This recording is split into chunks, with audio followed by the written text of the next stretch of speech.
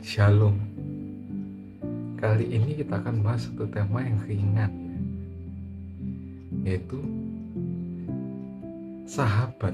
Tema ini memang ya klise ya mungkin ya, banyak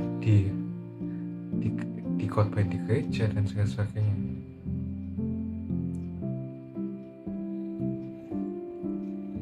Tapi sekarang ini sulit tuh untuk mencari seorang sahabat. Nah, untuk menjadi seorang teman yang baik aja tuh sulit loh ya. Nah, karena awalnya baik, tapi di jalannya waktu akan terjadi perselisihan, pertengkaran, bahkan bisa terjadi pembunuhan.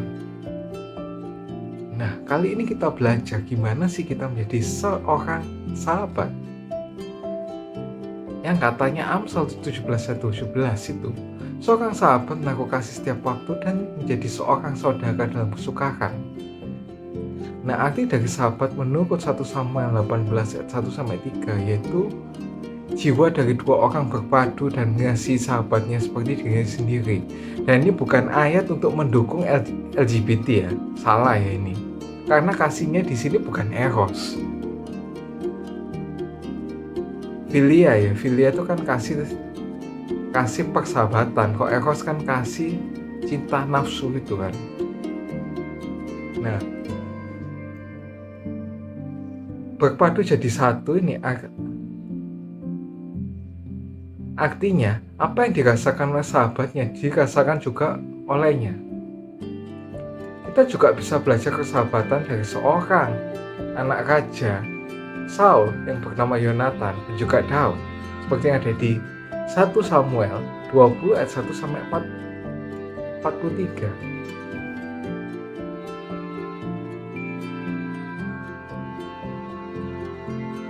Seorang sahabat menaruh kasih setiap waktu, itu artinya kita mengasihi sahabat bukan pada waktu sahabatnya berkelimpahan, senang dan tidak ada permasalahan, tetapi mengasihi sahabat itu setiap waktu. Nah, kalau orang jadikan sahabatnya setiap waktu itu apa aja sih yang jadi maksud dari itu? Yang pertama itu nggak menjadikan sahabatnya itu pesaing dalam hidupnya. Nah, ini ketika Daud diurapi menjadi raja oleh Samuel untuk menggantikan Saul, Yonatan pun nggak marah.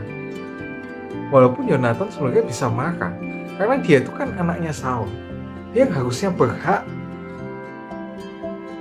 melanjutkan Saul itu jadi raja atas Israel.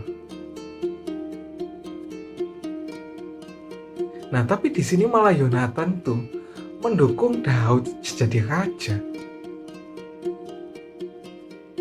Nah, ini juga waktu Saul itu ingin membunuh Daud, Yonatan tuh nggak bersekongkol sama Saul untuk membunuh Daud, tapi malah Yonatan tuh malah melindungi Daud supaya nggak dibunuh Saul. So sweet gak sih ini gitu? Ini ada di 1 Samuel 20 ayat 27 sampai ayat yang 30. Tapi apa yang terjadi sekarang ini banyak terjadi yang dulunya ketika pada suatu merintis bersahabat, makan pergi bersama-sama. Ketika seorang berhasil makan sahabat yang dulunya baiknya malah iri dengan keberhasilan sahabatnya.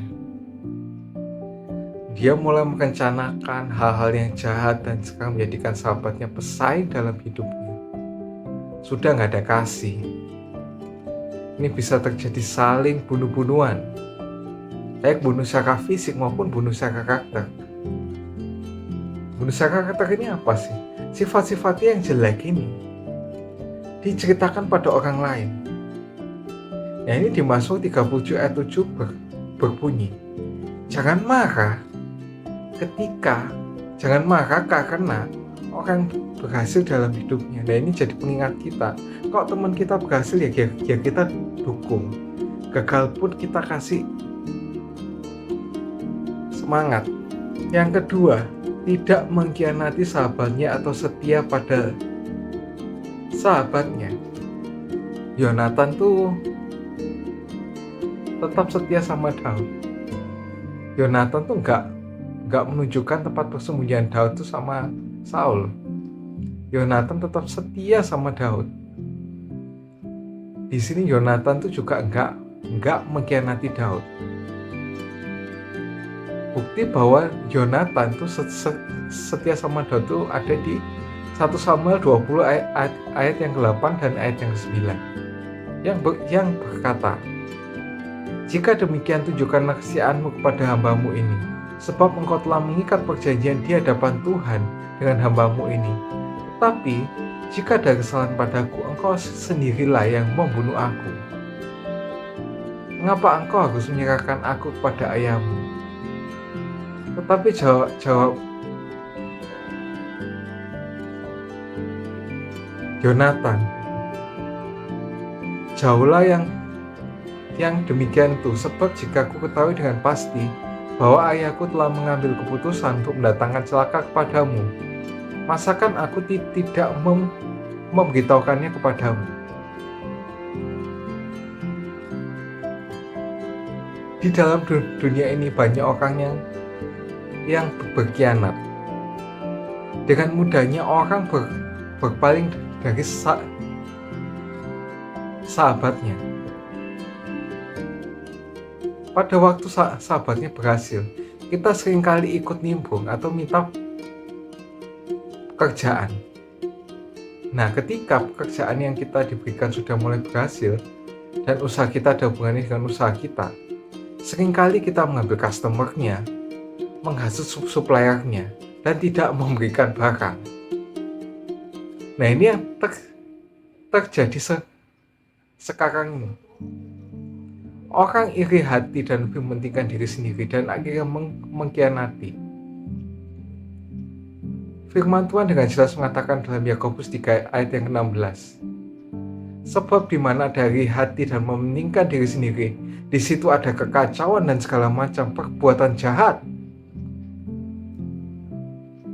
Nah, terus ini apa sih maksudnya menjadi saudara dalam kesukaran? Nah, ini mungkin yang susah ini ya. Kalau menjadi sahabat yang aku kasih setiap waktu itu gampang. Tapi kalau menjadi saudara dalam kesukaran tuh susah ya. Nah, ini Yonatan tuh menjadi tempat curhat pada Daud. Ketika Daud dibunuh oleh Saul, Yonatan tetap menjadi saudara buat Daud. Yonatan tuh nggak meninggalkan Daud ketika Daud menghadapi kesukaran. Di sini Yonatan menjadi penolong buat Daud. Itu ada di 1 Samuel 20 ayat 31 sampai 42. Dan ini apa sih sebenarnya yang dimaksud menjadi saudara dalam kesukaran? Secara lebih detailnya ya, yaitu yang pertama, yaitu merasakan apa yang dirasakan oleh sahabatnya. Daud sedih karena dikejar-kejar oleh Saul untuk dibunuh. Kesedihan Daud itu juga dirasakan oleh Yonatan. Tapi sekarang ini yang terjadi, kok sahabatnya sedih, kita hanya merasa simpati dan tidak empati. Nah, simpati ini apa sih sebenarnya? Kesulitan dihadapi saudaranya dan hanya dijadikan bahan perbincangan di media sosial terutama. Yaitu dirasakan tapi nggak mau bantu, kita cuma mau kasani aja. Tuh si A itu ya sakit sampai gitu, masuk rumah sakit gak ada yang bantu sama sekali, sampai gak bisa bayar, sampai jual rumah. Nah itu gak boleh. Kalau malah ada gitu, kita terus bantu. Kalau dia gak bisa bayar, bantu semampunya kita gitu. Kalau empati, kita ikut merasakan dan membantu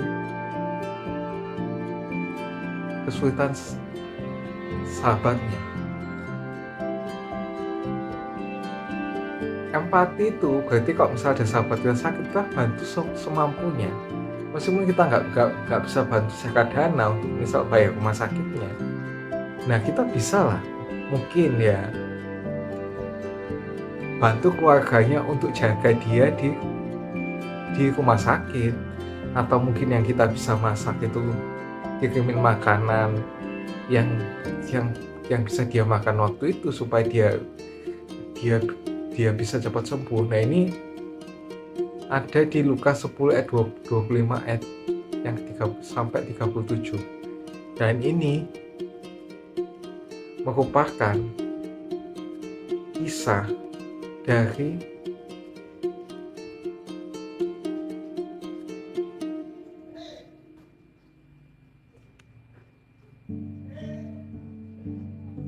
dari orang Samaria yang murah hati. Di sini ya dikatakan kalau imam dan Lewi itu cuma mau bersimpati aja sama mereka. Ya sih, ya sudah toh mereka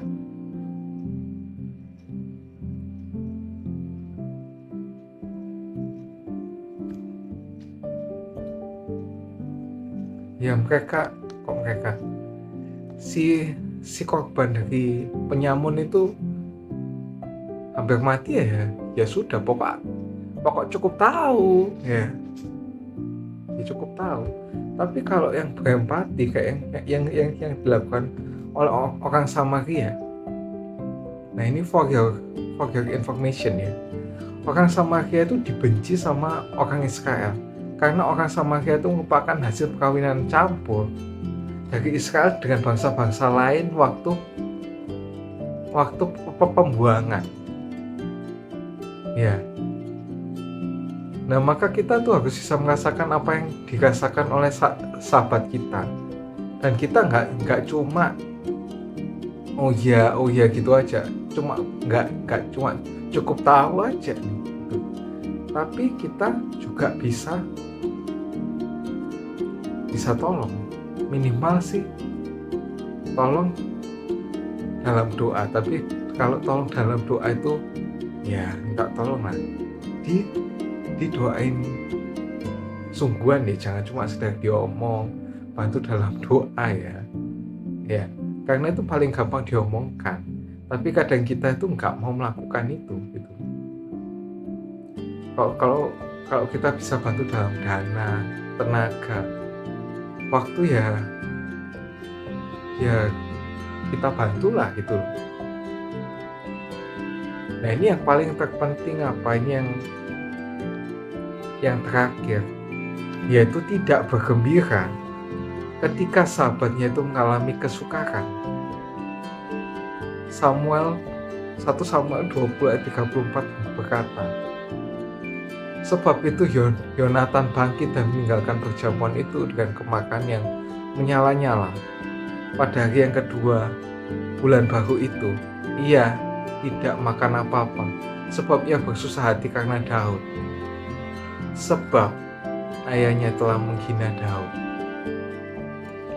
Nah, ketika dulunya kita bersahabat, tapi ketika terjadi perselisihan dan sekarang jatuh, bukannya kita merasakan sedih, malah seringkali mensyukuri masalah yang dihadapi oleh sahabat kita. Bahkan kita merasa senang. Kita biasa syukur kon niku wis jahat gak tau mikirnya aku blas. Wis langsung itu langsung diulti ambil Tuhan, sama Tuhan. Nah, kita malah sering kali kayak gitu.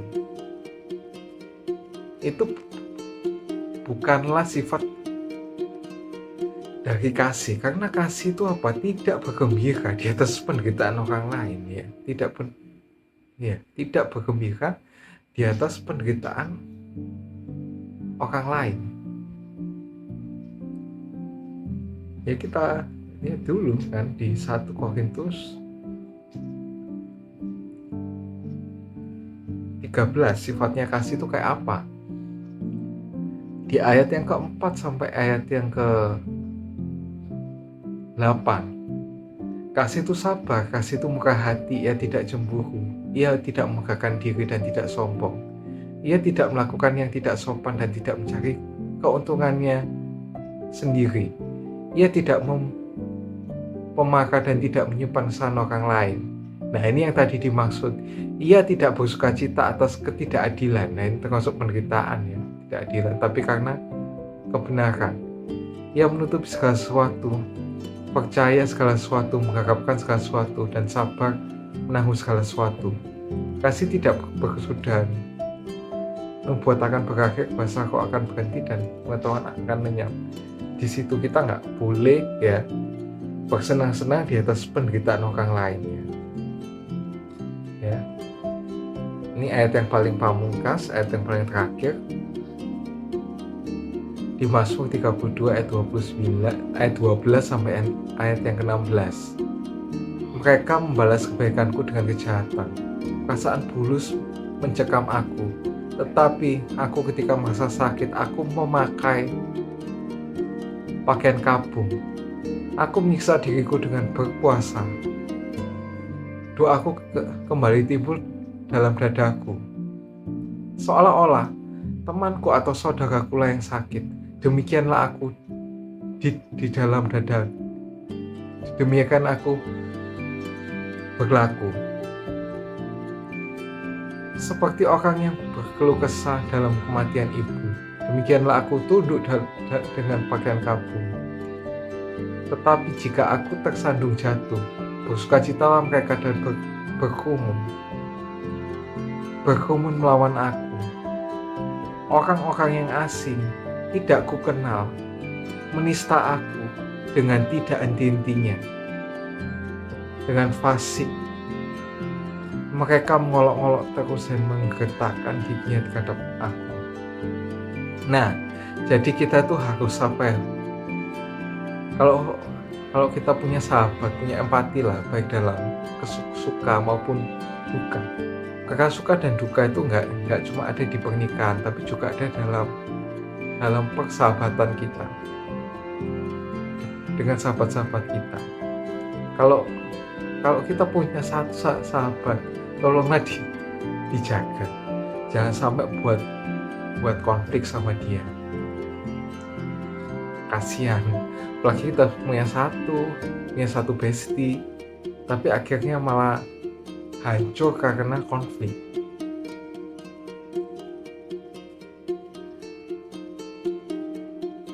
Berbahagialah setiap orang yang mendengar firman Tuhan, merenungkannya dan melakukannya dalam kehidupan sehari-hari. Ia seperti orang yang membangun rumah di atas batu, dan apabila ada angin yang menerjangnya, rumah itu tidak akan kokoh. Amin. Jangan lupa like, subscribe, dan share jika kalian terberkati dengan konten ini. See you.